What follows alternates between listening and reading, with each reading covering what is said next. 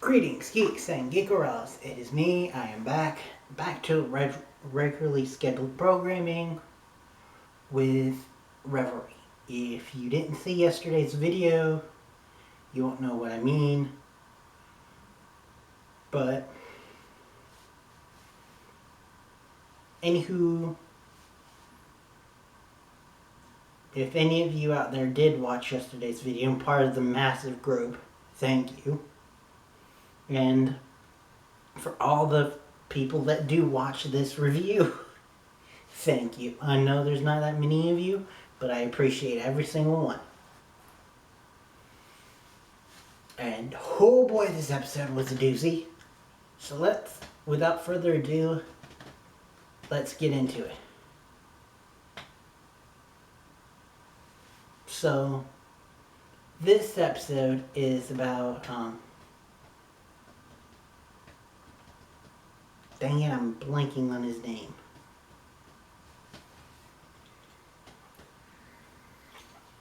The dude who clearly likes Mara. I think his name is Alec or something. I'm shit with names, apparently. But, anyway, Mara's working with him to try to work on tackling the stuff that isn't real, because I didn't even realize this about Reverie, but the whole entire point of Reverie, which is the reason why we don't see SAO type stuff, is that in Reverie you can only do what your brain can imagine is real. And if you can't see it being real, then it won't be real. So they have to try to work on flying, which is interesting. Because that makes me think that, like I said previously, maybe if this gets like an episode, a season 2 or 3, we could start to get to SAO levels, which would be really cool, but we'd have to get a future season and a bigger budget, neither of which we have as of yet. And I think we've only got 3 episodes left, so here's hoping. Knock on wood. Anyway, so they're logging out, and he logs out fine, but then when Mara tries to log out, the whole base area, library base area thing, very Alice in Wonderlandy type area, flickers, and the exit door is now a metal door. And instead of the bright red thing to indicate that it's the door to leave, it's black. And she opens it and finds a Turkish kid in a warehouse, handcuffed to a chair, scared shitless out of his mind. And basically he says that he was kidnapped and put a bag over his head, and then he woke up and he was there. Like, he doesn't even believe, first of all, he doesn't know what Reverie is, and then second of all, he doesn't believe her. But the world starts breaking around her, so she's like ejected from the Reverie before anything else can happen. And then then she's like, okay, we need to fix this. I'm gonna go back in. And so basically she does. And for the rest of the episode, which is like 20 plus minutes, her story is just helping getting him out. Because apparently They first of all, they found out about her because she was nice and tried to tell him her name and get him comfortable with her, and in doing so, he gave his interrogators, which was a soldier, and yes, that means that this is the US fucking military,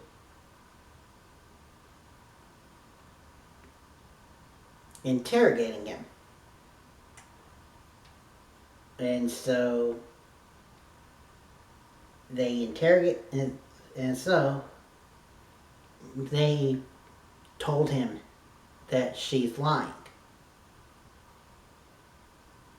And so she has to break that and gain his trust again. And then they have to work together to take down a couple avatars that are standing in their way. And also get over a pit of broken Reverie abyss thing, which was a really cool effect, but they really didn't explain too much about it. But we did get to see an avatar killed by it, which is morbid, but also kind of cool.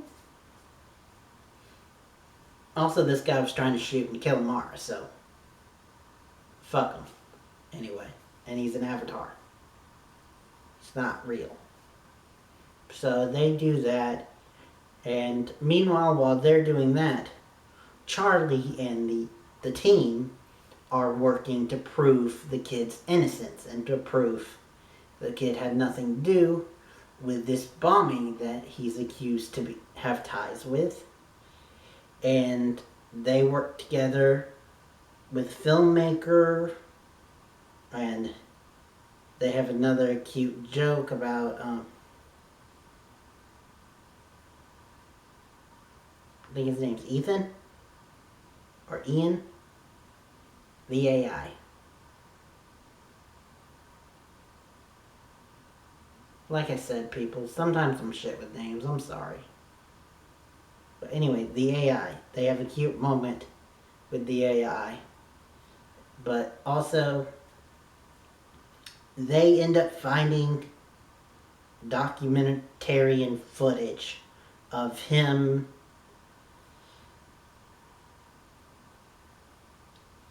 long way away, and it was 3 days before the attack. So they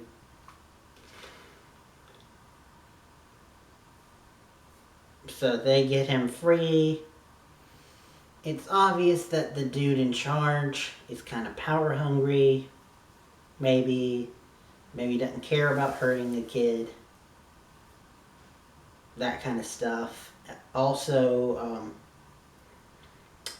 we find out that yes, they are, I didn't say this before, but yes, they are using Reverie, but they're using a version of Reverie that the military themselves created for interrogations. Because honestly, Charlie said this, but think about it. If you take someone and put them in Reverie, and then you go in, like Reverie 2.0, and technically it's your Reverie, and they don't know it's Reverie, you can torture the ever-living shit out of them. And yet, in real life, leave no scars, no wounds, no physical evidence that it ever happened. Which is like, dark side of Reverie. Which I have a feeling that next week we're going to go even deeper with. With the whole partner returning. But that's for next week. Just to finish out this week, everyone has a happy ending. Mara even gets back together with her ex.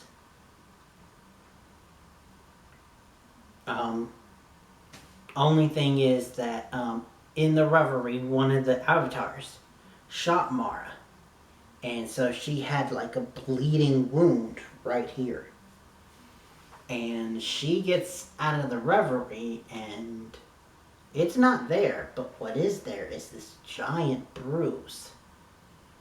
So, right in the area where she got shot. And so it's like, what the fuck?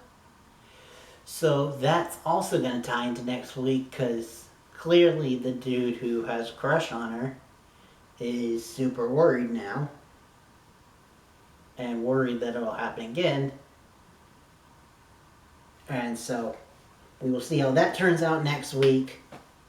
But that's it for this week. If you don't already,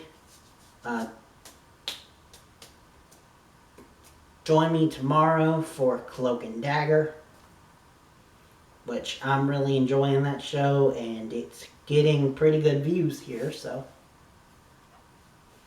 that's good. But it, like Reverie, only has like 3 more episodes left. But don't worry, once they're over, I still have other stuff like, if you don't already know, yesterday I reviewed Winona Earp, the sneak peek pre-premiere airing of the first episode, and the first episode itself will air this Friday, and from then on out it's airing weekly, and that will be added to my list. And also I will be along the way adding a couple other shows, ironically enough also horror based. If you're down in the horror Stephen King world, you know what I'm hinting at. But also maybe actually doing a Lifetime show for once, but we'll see as things go. But that's it for now. Don't know what else to say. Step forward till next time and beyond. Keeping that in. I don't really feel like re-editing. And that goes to show you that this is real. So, for realsies this time. Till next time and beyond.